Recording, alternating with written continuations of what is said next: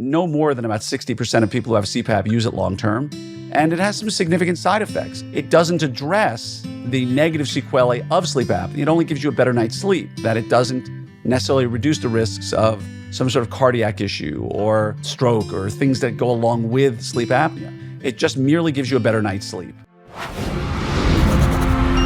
Hello there, Orthopreneurs. It's me, Dr. Glenn Krieger, here with another episode of your 5-Minute Friday. Now, many of you saw me on my Facebook post about 3-4 weeks ago getting a sleep study done.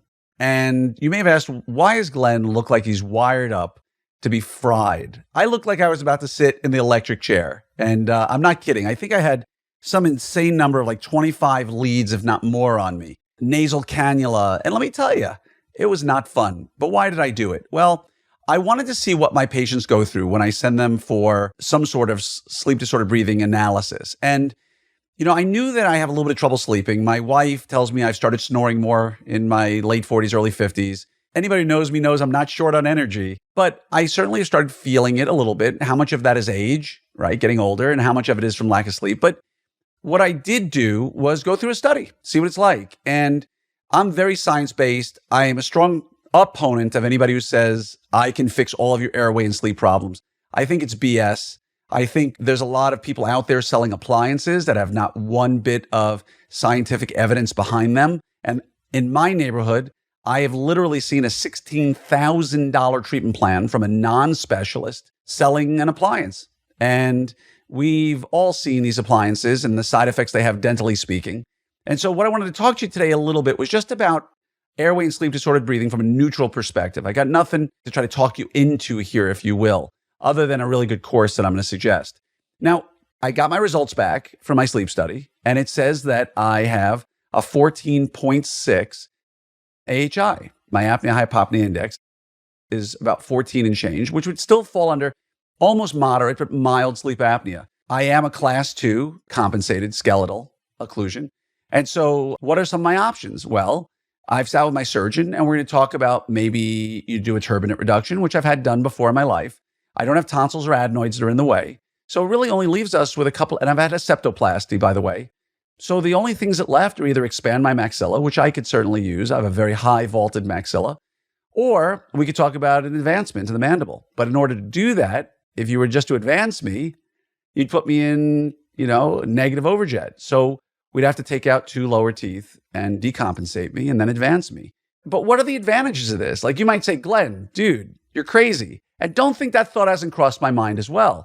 Here I am, I'm 54, led a reasonably successful, productive life. I'm not low energy. I don't have high blood pressure. But on the other side of it, my wife says that I'm starting to snore a lot louder. I don't feel like I get a good night's sleep. I don't fall asleep very easily, but that could be a side effect of ADHD. And so these are the real problems we face when patients walk into our office. On one side, there's a surgical approach, which seems really, really aggressive. On the other side, there's doing nothing. And in between, we have things like CPAP, which again, we know that no more than about 60% of people who have CPAP use it long term.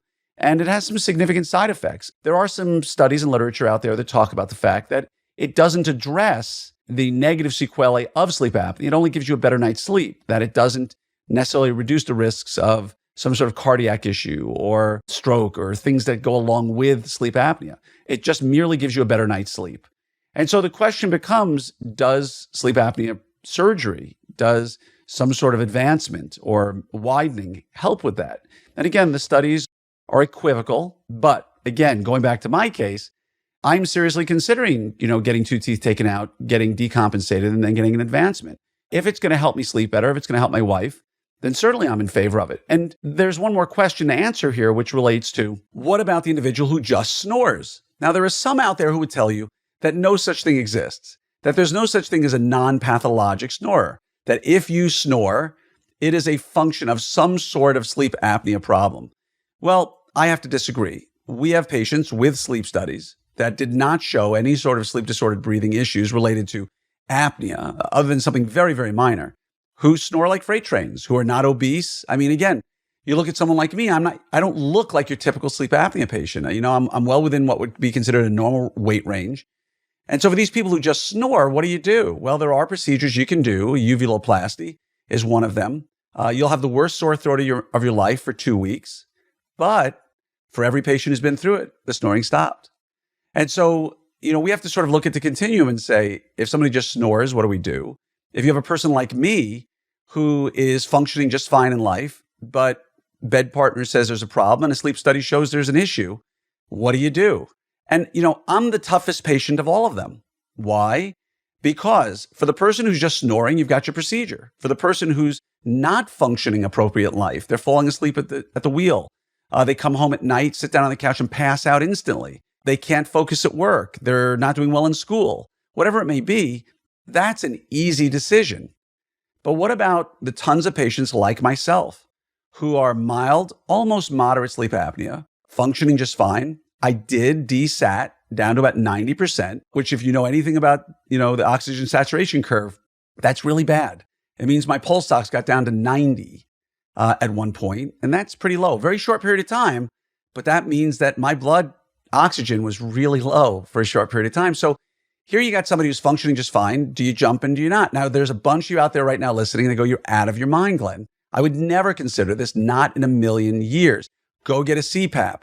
And then there's a whole bunch of you out there, many of you who've been through this surgery, who would say, you got to do this. It's going to change your life instantly. And so I'm sort of on the fence right now about where I want to go with it. I know I want to do it, but you know how hard it is to treat and plan yourself? Have you ever tried to treat and plan yourself and you're not a class 1 crowded, right? It is not easy to make the emotional decisions on yourself. And that's why I'm going to engage, my oral surgeon to really help me make this decision, because I trust Steve Sherry a ton.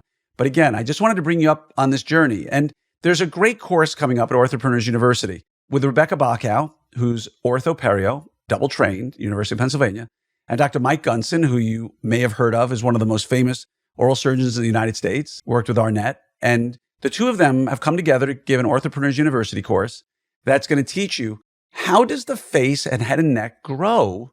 How does it grow to end up with situations kind of like me, or a kid who has sleep disordered breathing, or an adult who has an open anterior bite?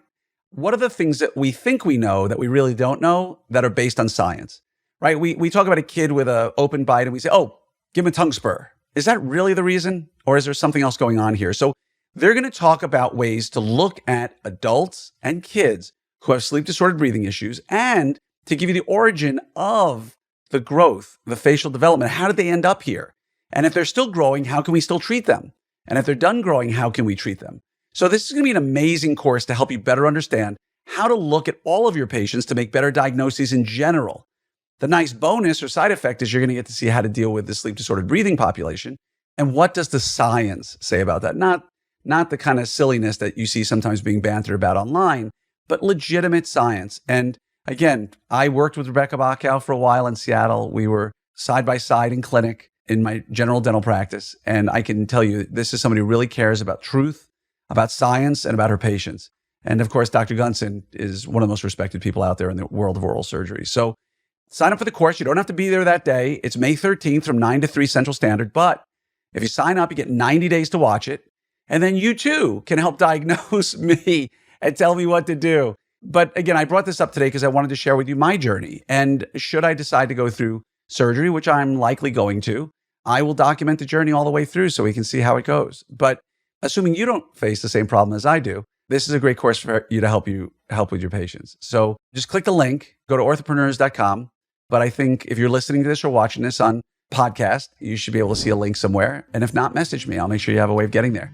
Wishing you all a great day. And I hope you will learn a lot from my dysfunctional airway journey. All right. So have a wonderful day. Take care and reach out to me with anything you ever need. My goal is to help you live the most profitable, low stress life you possibly can. Take care and have a good one.